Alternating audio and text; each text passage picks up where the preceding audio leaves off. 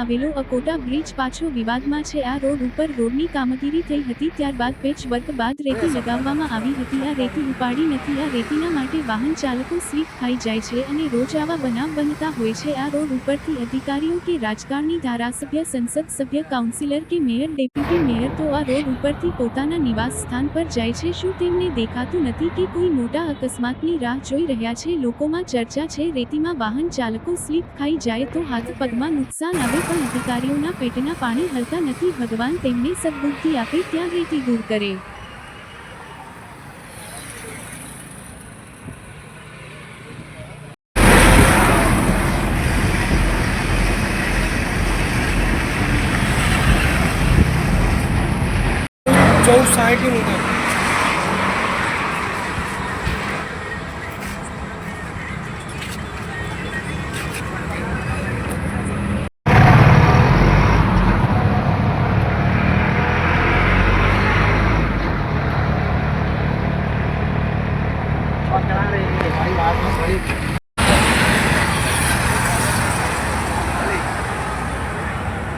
कई तक मारने थे कई में